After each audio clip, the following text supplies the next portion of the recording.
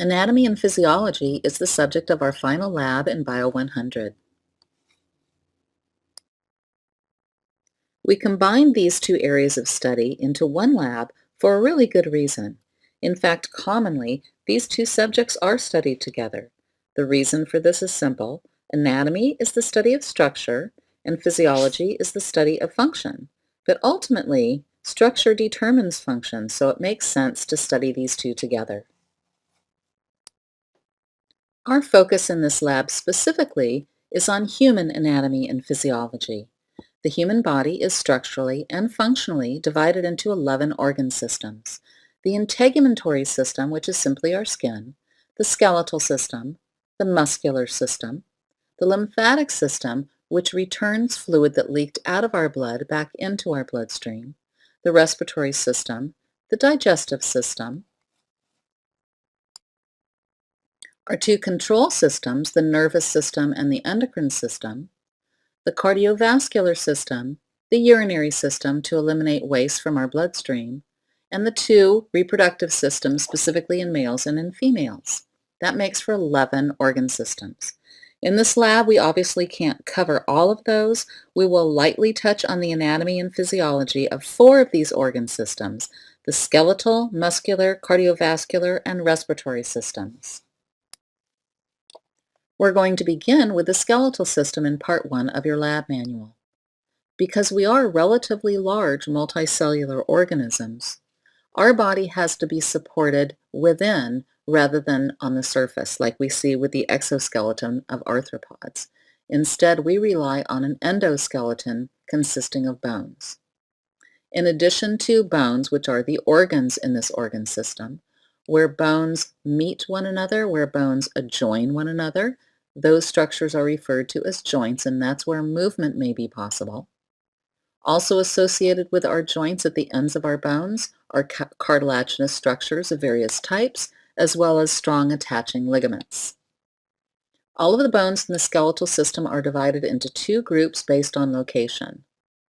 The bones associated with our head and core are found in the axial division, and the bones in our arms and legs are found in the appendicular division because our arms and our legs are referred to as appendages. This illustrates the location of our bones into each of these 2 divisions. The axial division is arranged around our central axis, hence its name, so we can see the bones of the skull are found here, the bones of our vertebral column that some people refer to as our spine are found here, and our bony thorax that includes our ribs and our sternum. The appendicular division includes all of the bones found in our arms and our legs, and the bones that attach our appendages to the axial division.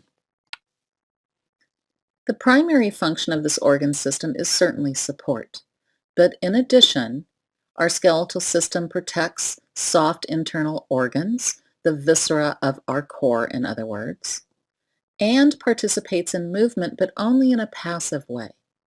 Our muscles attach to our bones. When our muscles contract, they actively pull on those bones, resulting in the movement. So these 2 organ systems work together to generate bodily movements. Bones as the passive participant and muscles as the active participant. Finally, minerals are stored in our bones. If we don't take in enough minerals in our diet, if we have problems absorbing those dietary sources of minerals, then we can rely on the calcium, for example, stored in our bones to supplement our needs. The joints of the skeleton define the motion of the body and its limitations.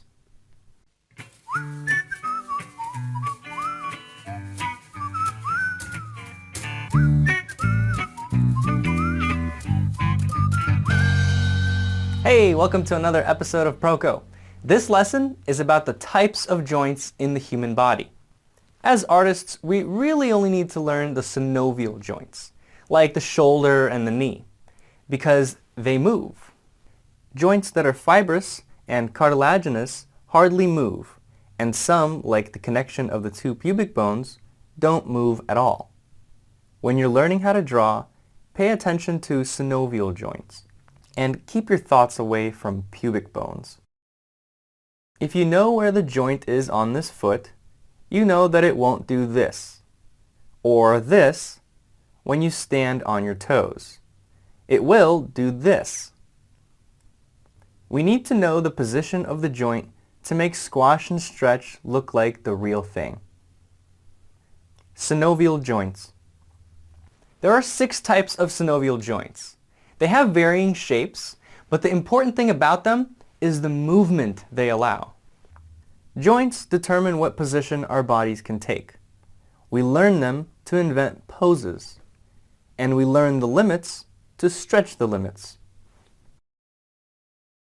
The 6 types of synovial joints are hinge, pivot, ball and socket, ellipsoid, saddle, and plane. Let's go through them one by one. The hinge joint.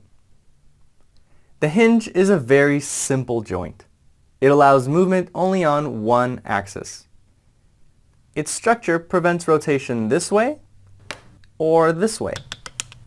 The head of the bone wraps around the cylindrical head of the other, allowing a very stable rotation this way. Going back to the terminology from last week, the hinge joint allows flexion and extension. That's it. That's all it does, but it does it well. Like the hinges on a door allow it only to open or close.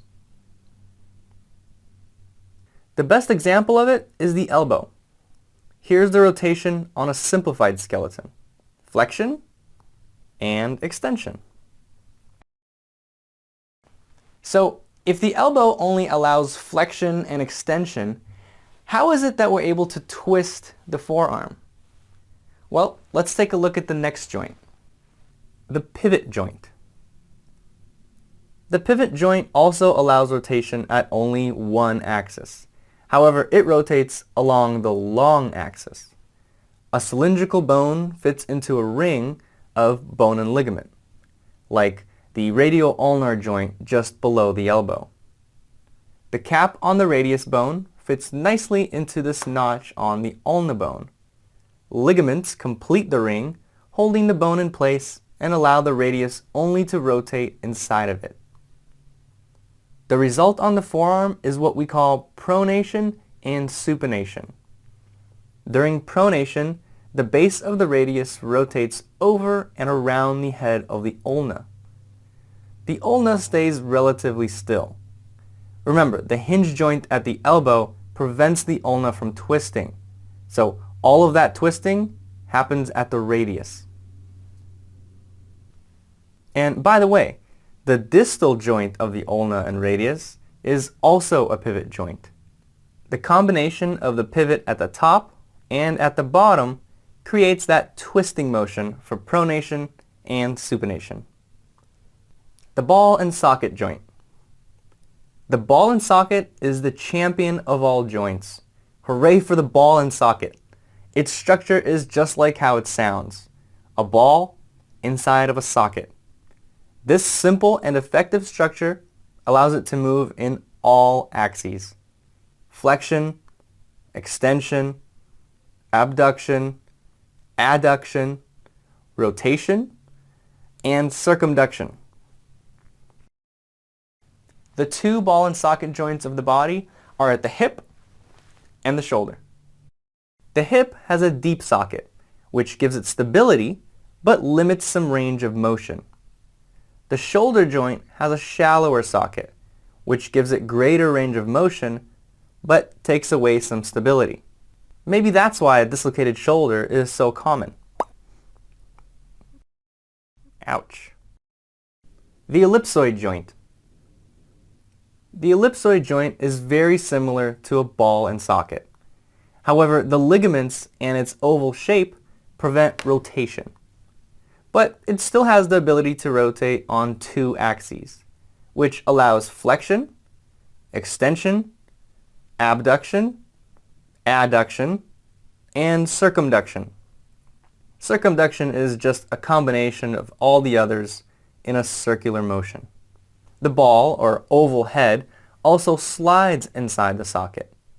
When it rotates along the wider plane, you can see how it pops out too much from the socket. so it slides back into center.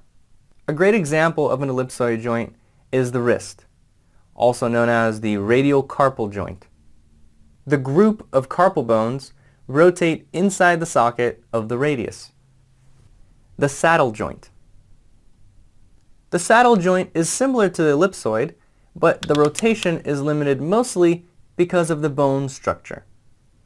The structure of the saddle is very interesting. Both bones have a concave and convex surface. Convex means the surface sticks out like a hill. Concave means the surface curves in like a hole or a cave. The concave plane of one fits on the convex plane of the other. It's like a 3D yin-yang or a cowboy on a horse. The saddle makes the bottom piece and the cowboy's legs make the top piece. The legs of the top piece, which wrap around the body of the bottom piece, allow a rotation this way. The body of the top piece can glide inside the legs of the bottom piece. So this unique structure allows the joint to flex, extend, abduct, adduct, circumduct, and very slightly rotate.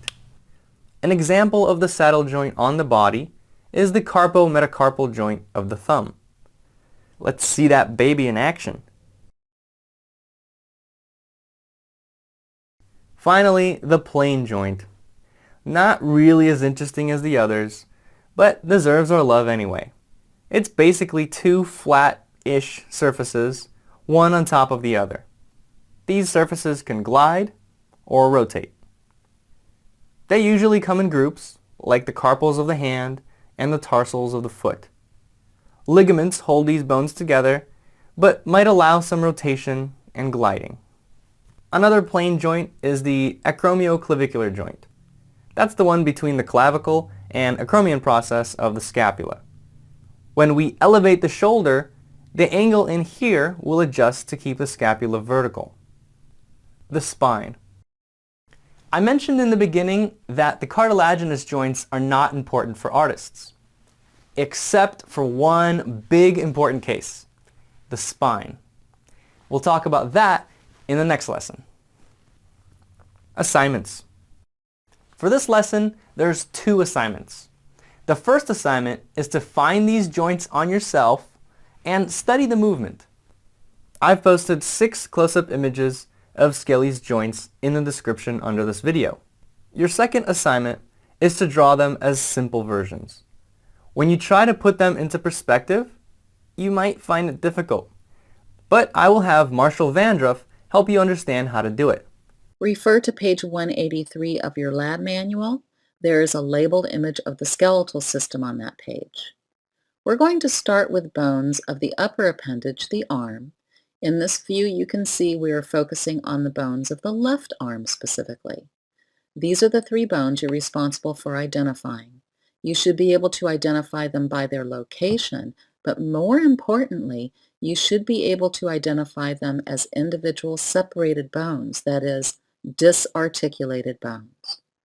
Between our shoulder and our elbow is the humerus bone. In our forearm, there are 2 bones, the radius and the ulna. The radius is on the same side as our thumb, and the ulna is on the same side as our pinky finger. Now let's look more closely at these 3 bones because you'll need to be able to recognize their details in order to identify them disarticulated from one another. The humerus bone has expanded ends to form joints. Let's look at the top first. There is a rounded projection on the humerus bone. It helps form the shoulder joint, and it results in quite a bit of movement as a result of its rounded shape. Down towards the elbow, we can see some expanded details that allow for forming a joint with those 2 bones in the forearm.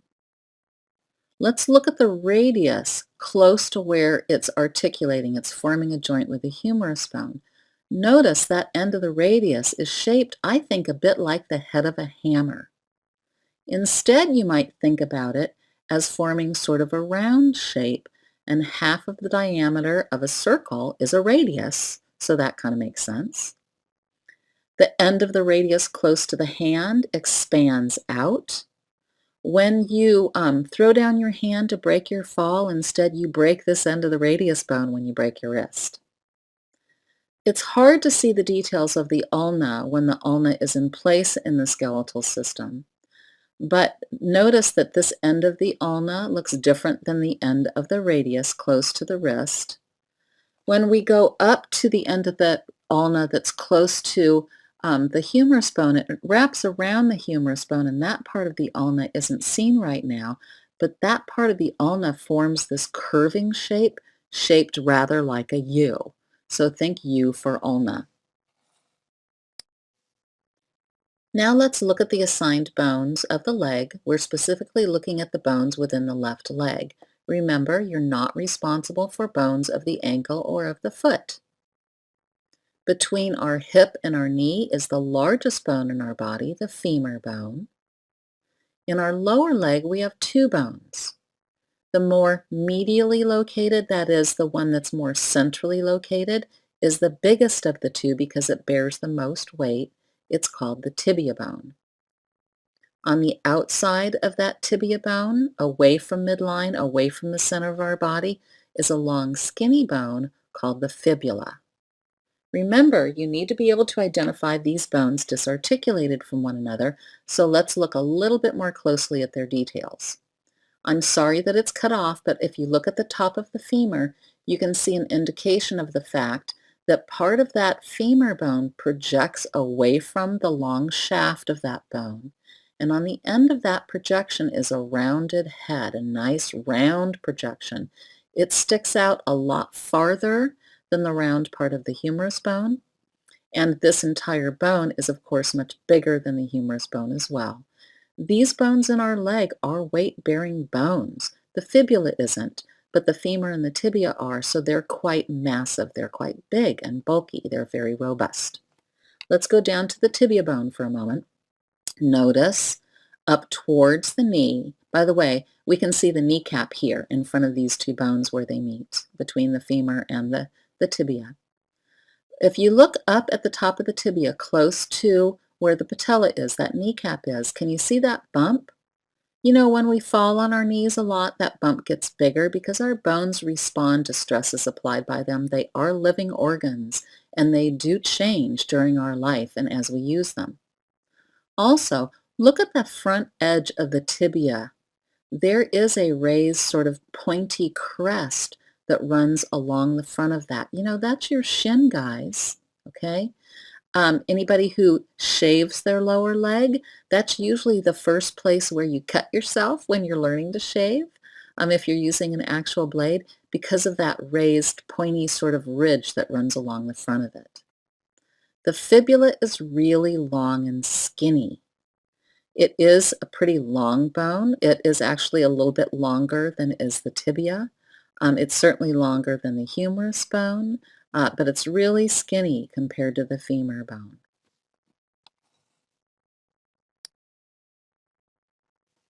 Now it's time to complete this particular lab activity. You need to identify these 6 disarticulated bones. Below them is a lowercase letter that corresponds to the lowercase letters on page 182 of your lab manual. There you need to record the name of each of these 6 bones. You can use the labeled image on page 183 to help you with this, as well as the 2 previous slides in this presentation. In part 2 of the lab manual, we look at the muscular system.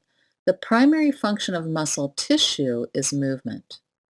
When muscle tissue is stimulated to do so by the nervous system, it contracts and shortens, which results in movement. There are in fact 3 types of muscle tissue. Skeletal muscle tissue is specialized to contract, shorten. It attaches to bones and therefore moves parts of the body. Smooth muscle tissue moves materials through organs that have spaces inside, that is, hollow organs, like, for example, digestive organs. Cardiac muscle tissue specifically moves blood through the heart. The organs in the muscular system are skeletal muscles.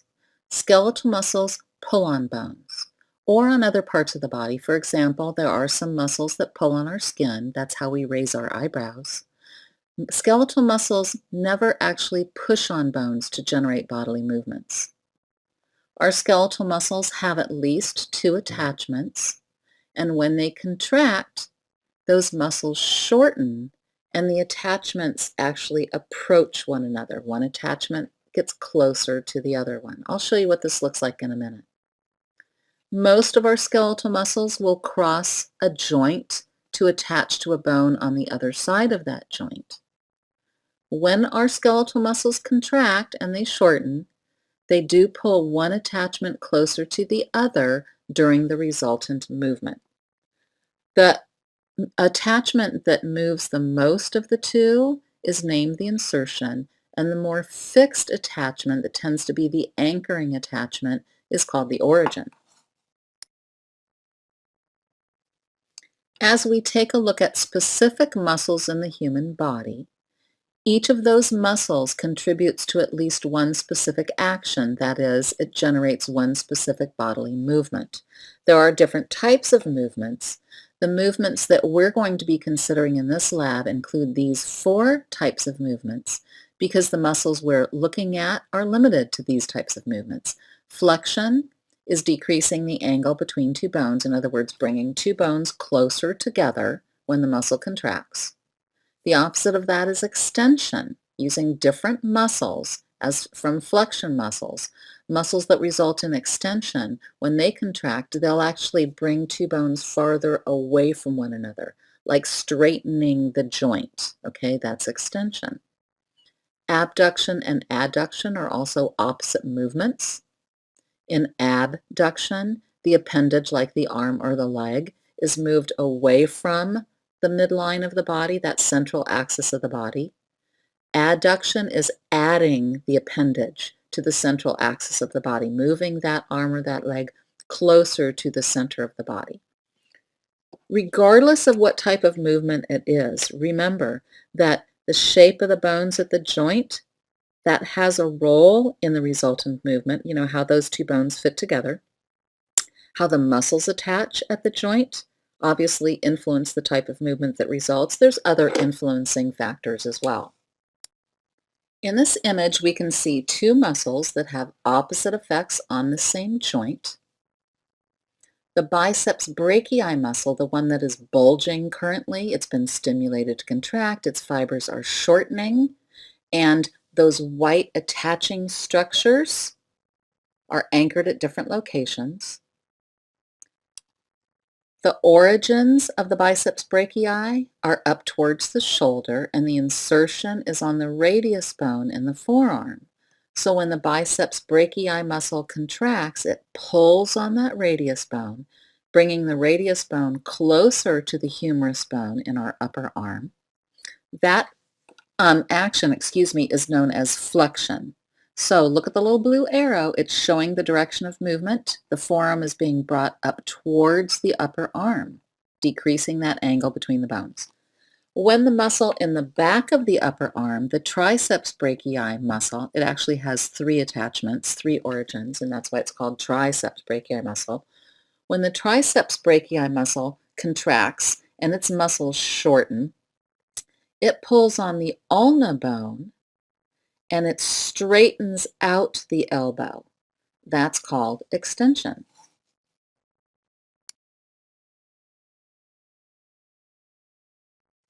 In these next 2 slides, we'll take a look at some muscles that are located on the front of our body and muscles that are located on the back of our body. Realize that our muscles are layered. Some of our muscles can be seen in these images, but there are muscles deep to these muscles, below these muscles, that we can't see. Okay, the deltoid muscle is located in our shoulder. It gives us the roundness of our shoulder. If you receive an injection in your upper arm, this is where they jam that needle into. The biceps brachii muscle in our upper arm, we've located previously in the slide that we just looked at. If a little child is asked to show us their muscles, this is usually the one that they point to. You know, it's like the Popeye muscle. In the chest, superficially, we see the pectoralis major muscle. Now, all of these muscles, by the way, are paired. There's one on the right side, there's one on the left side. I don't know if you've ever seen The Rock isolate his two pectoralis major muscles where he contracts one and lifts it up, then relaxes it, contracts the other one. He sort of bounces those muscles back and forth. This is the specific muscle that he's contracting when he does that little exhibition. The rectus abdominis muscle, again, these are paired muscles. This is one continuous muscle. If you look closely, you can see the fibers are running straight, vertically, up and down. That's where the term rectus comes from. It means straight. So the muscles in the abdominal region are named after the direction in which their fibers lie. This gives us that six-pack look. Well, okay, some of us, the six-pack look. Down in the leg, above our knee, is a group of 4 muscles. You can only see 3 of them in this group. This entire group is a very strong group, okay? When it contracts, think about what that might do at our knee. It's called the quadriceps femoris group, quad for 4 muscles in the group. And here's a posterior view of some superficial muscles in the back. One of them we've seen previously, the deltoid muscle that wraps all the way from the front to the back, that shoulder muscle, the deltoid. In the upper part of our back, we can see the trapezius muscle. It blends up towards our neck. It also blends down towards our lower back. On the sides of that trapezius muscle down below are the latissimus dorsi muscles, or dorsi muscles. You can see these very well developed, for example, in swimmers, giving that nice V line to the back. In the back of the upper arm is the triceps brachii muscle that we've talked about previously. You're sitting, perhaps I assume you're sitting as you work on this lab. The gluteus maximus muscles are the biggest muscles in our behind. There are some other deeper gluteus muscles that we can't see. The biceps femoris muscle, is part of a group of muscles called the hamstring group in the back of our thigh. The largest muscle in our calf, it's actually divided into 2 sort of groups in our calf, but it's just one big muscle. That's called the gastrocnemius muscle. Oh, I've misspelled it on this slide. There is a silent C between the O and the N. Some people refer to this as it's nicknamed the gastroc, but whenever there's a C before an N, which there should be on this slide, the C is silent and the N is pronounced. So if you want to act as if you know what you're talking about and sound as if you know what you're talking about, this is properly called the gastrocnemius muscle, and I made that silent C disappear. My mistake, so sorry. Okay, it's now time to take care of the second activity in your lab manual on page 184. In the previous slides, muscles have been identified by name. You need to match these particular actions to the muscles that carry out these actions. The muscle names are listed on page 184. You need to bring in one of these 11 actions to match the correct muscle that carries it out. Think about where the muscle is located. Think about the fact that when that muscle contracts, what is it going to pull on where? Is it going to result in flexion or extension, or is it going to result in abduction, bringing it abduction, bringing it farther away from midline, or adduction, bringing it closer to midline? In part 3 of your lab manual, we're going to talk briefly about the cardiovascular system. Within our cardiovascular system, we have 3 basic components. The blood, which is the transportation fluid. Within this fluid, we find a variety of blood cells or their derivatives, which each carry out a different role. And suspended within the fluid portion, the plasma, are various things in solution like nutrient molecules that result from absorbing from our digestive system, ions, which are necessary for lots of different functions in our body, regulatory products like hormones that influence other tissues. So there's lots of stuff being transported in our blood in addition to the respiratory gases, oxygen, which our tissues need, and carbon dioxide, a waste product of our tissues. The heart, of course, is the pump for this system. The heart is really a double pump, sending it into two different pathways of blood flow. Blood is conducted through organs called blood vessels, and we have three types of blood vessels. They are categorized based on what happens within them. Arteries transport in a specific direction. They always carry blood away from the heart. Regardless of oxygen content, if it's carrying blood away from the heart, it's called an artery. So think arteries away. The opposite of that will be veins. Veins carry blood back to the heart, so veins will return blood to the heart. Located between arteries and veins are the smallest blood vessels called blood capillaries. These are incredibly thin-walled, and exchange happens between the bloodstream and the fluid around our tissues by diffusion. In this image, we can see a simplified representation of our entire cardiovascular system. In the center of this image, we see the heart. In this image, the person whose heart we're looking at is facing us. So on the left side of the screen, we see the right side of their heart. On the right side of the screen, we see the left side of their heart. The heart is really two pumps, as I told you before. In this particular image, by the way, let's talk about oxygen content first. What we see shaded in as red represents blood that is high in oxygen but low in CO2. The blue shaded structures, that's where we find blood that is oxygen poor but has a lot of carbon dioxide, a lot of CO2. The arrows indicate direction of blood flow. So let's start at the heart. The right side of the heart receives oxygen poor blood from the body. Remember, blood vessels that carry blood away from the heart are called arteries. So pulmonary arteries carry blood from the right side of the heart to the lungs. Pulmonary refers to lungs. At the lungs, there are pulmonary capillaries. That's where we see a change in gas content through diffusion. So at the lungs, the blood's going to pick up oxygen and rid itself of carbon dioxide through diffusion. Blood returning from the lungs will be oxygen rich and of course CO2 poor. See the color change? It's now red instead of blue. Look at the arrow directions. Veins carry blood back to the heart. So pulmonary veins return oxygen-rich blood to the left side of the heart. When the left side of the heart contracts, that blood enters arteries that are carrying blood system-wide to all of our other organ systems. So this pathway of blood flow from the heart to the body and back again, that's called the systemic circuit.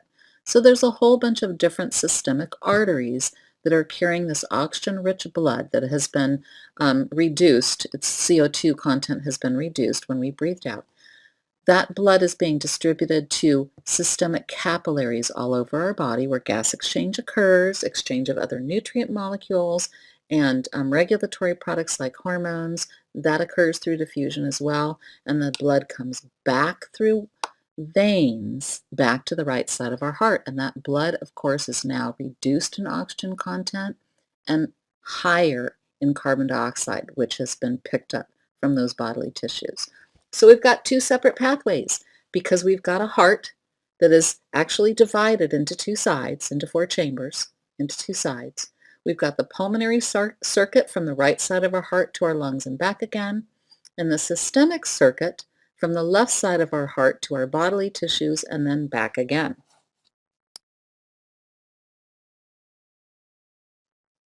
Now it's time to take care of the third activity in your lab manual. Here's how you need to complete it. First, take a look at the next couple of slides. Some models that you would normally see in lab have been photographed and they've been labeled. And recall that we've just looked at that overview of the cardiovascular system, which I think you'll find very useful in completing this third activity. Take a look at page 189. That's what you need to complete. And for each of the lines in that activity, you need to give a couple of different answers, okay? First of all, you need to indicate for each of those structures labeled B through F. You don't have to do this for the heart. You don't have to do this for A. You need to include what's the relative oxygen content found in that structure.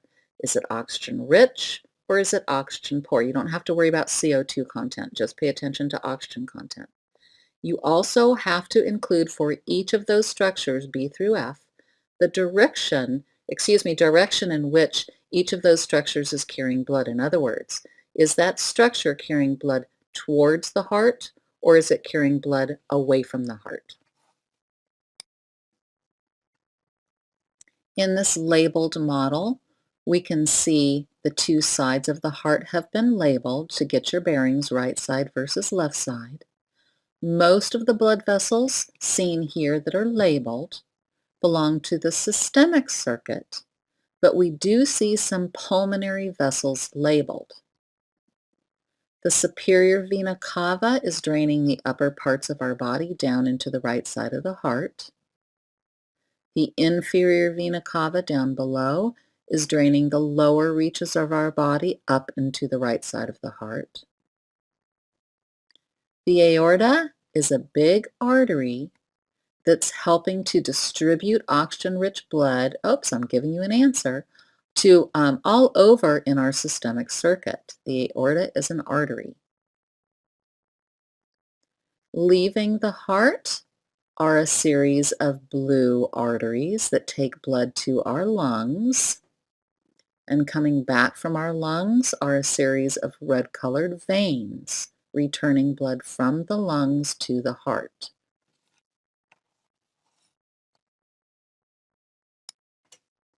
Here we see an anterior view of the heart, that is the front of the heart. And again, we've got blood vessels carrying blood away from the heart that are arteries, and veins returning blood to the heart. They've been colored red versus blue based on the oxygen content of the blood within these blood vessels. We can see the superior vena cava over on the left side of the screen, draining the upper reaches of our body. We can see the aorta, which supplies blood widely throughout our body. We can see the left pulmonary artery and the left pulmonary veins in this view. And if you take a look at the next slide, you can see the back of the heart. Here's the back of that model. We can see the superior vena cava off to the right. Now we've got somebody who is facing away from us. So their right side is our right side. Their left side is our left side as well. So it's a little bit easier to get our bearings. The superior vena cava is off to the right side of the screen. The inferior vena cava has been cut very short, but you can see it below. Both of those two veins are emptying into the exact same part of the heart. We can see pulmonary blood vessels, very nicely depicted here. We can see there's a full set on the right and a full set that's not labeled on the left. The right pulmonary artery in blue and the paired right pulmonary veins in red. Remember, those colors have meaning in terms of oxygen content. The last organ system in our lab manual is the respiratory system. All of the organs in this organ system are hollow. That is, they have a space inside, and the space is continuous throughout all of these respiratory organs. The air is going to flow in two directions through these organs. In one direction as air is brought in, and then of course reverse flow as we breathe out. Cartilage is located in the wall of many of these organs to prevent them from collapsing when we breathe out. Because these structures are moist, it helps with diffusion, it helps with gas exchange. The cartilage is going to help keep those passageways open to maximize air exchange with the outside world. The primary function of this organ system is, of course, gas exchange, and exchange happens strictly by diffusion. We're going to start with some basic anatomy, just tracing the flow of air as we breathe in. So we're going to start with the nostrils, the opening to the outside. From the nostrils, air enters a large space called the nasal cavity, and the nasal cavity is covered with a mucous membrane so that we can warm up our air because there's a lot of blood vessels in this mucous membrane.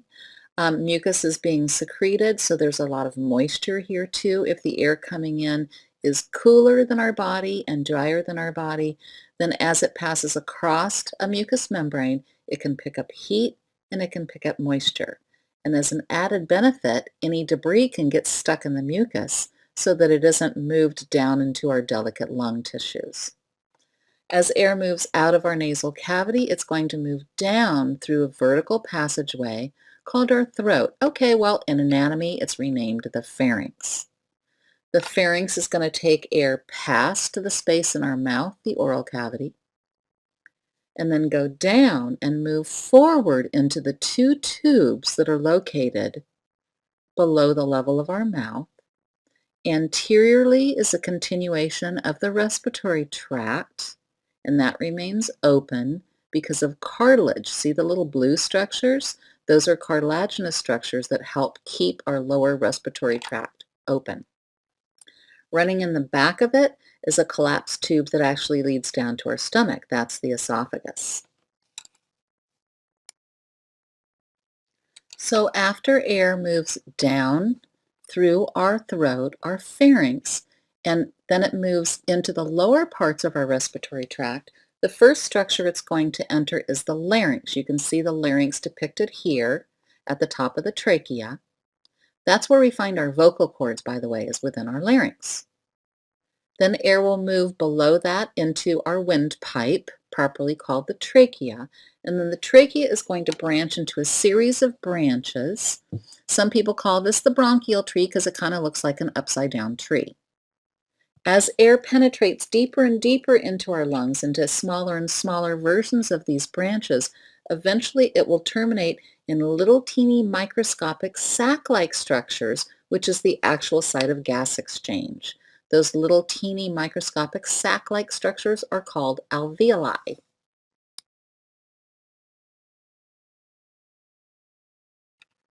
Now that we've covered some basic anatomy of this organ system, the respiratory system, let's talk briefly about its physiology. In order to achieve gas exchange, we need to first move air into our lungs and then out of our lungs again. This is simply called ventilation, also known as breathing. It's the mechanics of moving air in and out of our lungs. We're going to break this down into two basic steps. Breathing in is called inhalation. Breathing out is called exhalation. In order to move air in and out, what we have to do is we have to set up a situation where there's a difference in pressure inside of our lungs compared to the outside world. If the pressure is the same in our lungs and outside, then air isn't going to move because air always moves from an area of higher pressure to an area of lower pressure. Think about a balloon, guys. When you push air into a balloon, when you blow up the balloon, it's got really stretchy walls, okay? And if you poke a hole in the balloon or if you open the neck of the balloon, because the pressure is higher inside of the balloon, because the stretchy walls are really pushing on that air, the air is going to come out. If you let it come out, it'll come out because the pressure is higher inside the balloon than outside of the balloon. Well, we take advantage of this by using muscles to change the size of our chest cavity, our thoracic cavity. When you change the size of a space, the air inside that space, the pressure will change, okay? So let's talk about how we do it. During inhalation, what we do is we use our nervous system to stimulate muscles that are involved in ventilation. Our diaphragm and muscles between our ribs called intercostal muscles. They contract. When they contract, they increase the size of our thoracic cavity. The diaphragm flattens out and pushes down against organs in our abdominal cavity, like down against your stomach and your liver. And when the intercostal muscles contract between our ribs, it lifts our whole rib cage up and out. So what we've just done by contracting these muscles is we've increased the size of our chest cavity. We've taken a volume of air in a space and made the space bigger. Same volume of air, now in a bigger space. Automatically, that's going to cause the pressure inside that space to drop. So now we've got low pressure in our chest cavity, compared to higher pressure in the outside world, and that's going to cause air to just rush right in, resulting in breathing in and inhalation. Exhalation is super easy in contrast. All you have to do is stop sending those nerve signals to the muscles and the muscles will relax. When the diaphragm is relaxed, it's arched up. When the intercostal muscles relax, the rib cage drop backs down.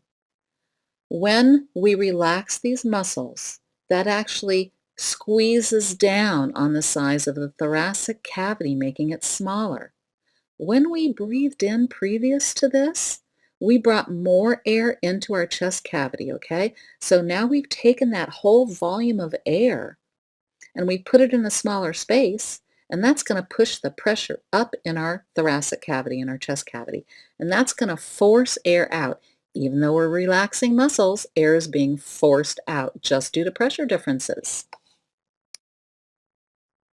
Here we can see how the diaphragm and the change in the positioning of the ribs can change the size of the thoracic cavity. The changes that result in inhalation, where the size of the chest cavity gets bigger, we see some purple color used, and we see a green color used to show changes relative to the ribs and the diaphragm that results in us breathing out during exhalation. So during inhalation, the diaphragm is flattening out. See how it's colored purple? It's flattening out, and that makes our chest cavity bigger. At the same time, the ribs are being lifted up and out. You can see the distance between the ribs is getting bigger as we contract those muscles between the ribs, and even the distance between the front of our chest cavity wall and the back of our chest cavity wall is also getting bigger as the ribs are being lifted up and out. So the thoracic cavity gets bigger as we contract those muscles, pressure drops, and that pulls air in. When we stop contracting those muscles, notice that we see the diaphragm now colored in green arching up, pushing up against the lungs, making the size of the chest cavity smaller. The ribs are dropping back down. That makes the size of the chest cavity smaller as well. And as the size of that cavity drops, its pressure is increasing and that pushes air out even though we're relaxing those muscles. Great. Finally, we get to the main point of this organ system, gas exchange, properly called respiration. We will exchange respiratory gases through diffusion at two locations. We will exchange it between very fine, little microscopic sac-like structures called alveoli in our lungs and the very small blood vessels in our lungs called pulmonary capillaries. That's where we exchange with the outside world. There's air in the alveoli. There's oxygen-poor blood in the pulmonary capillaries. So oxygen will diffuse into the blood and CO2 will diffuse out of the blood at this location between alveoli and pulmonary capillaries. Internally, we'll also have gas exchange happening. This is the way that we distribute that oxygen and pick up the CO2. It's called internal respiration. Where this happens is also between capillaries, but these are capillaries in our systemic circuit, okay? Capillaries in locations other than in our lungs. Our cells have produced CO2 and they've used up oxygen in order to make energy to drive their needs. So oxygen will be in higher concentration in the blood and will diffuse out to serve the needs of the tissues, and CO2 will be in higher concentration around our tissues compared to the blood, so it will diffuse into the blood. Here we're looking at a zoomed-in microscopic view of these little fine sac-like structures in our lungs called alveoli. This picture is taken from a magnified view of what we see off to the upper left. Our lungs are actually subdivided into these smaller structures that are actually visible to the naked eye called lung lobules, but you don't have to know that's a lung lobule. Okay, what we're looking at is a sectional view. We're looking at alveoli that have been cut. If you look between these little sac-like structures, can you see the red blood cells? tucked into little pulmonary capillaries, so every alveolus is completely surrounded by a net-like arrangement of pulmonary capillaries. The wall between the pulmonary capillaries and the alveoli is super, super thin because we rely on diffusion in order to move these respiratory gases based on their concentration gradient, their differences in concentration. You can't do that if the tissue's really thick. So that means that our lung tissues are incredibly delicate. This is a further magnified view of the wall between the pulmonary capillary to the upper right corner of the screen and the alveolus to the lower left part of the screen. We see a red blood cell, an erythrocyte, in the pulmonary capillary. So based on concentration differences, we're going to have respiratory gases move in opposite directions. The arriving blood is oxygen low, that's in pulmonary capillaries. The air that's been pulled into the alveolus has a higher concentration of oxygen, so oxygen will diffuse out of the alveolus into the bloodstream. CO2 is in really high concentration in the bloodstream and in relatively lower concentration in the alveolus because that's fresh air that we just breathed in. So CO2 will diffuse out of the blood and into the alveolus, so then we can then breathe out the air containing the CO2. It's now time to carry out that last fourth activity in Chapter 13 of your lab manual. On page 190 is where you'll find this activity. There are named respiratory organs on page 190, and you need to be able to match them to the number of the organs seen in the next two slides.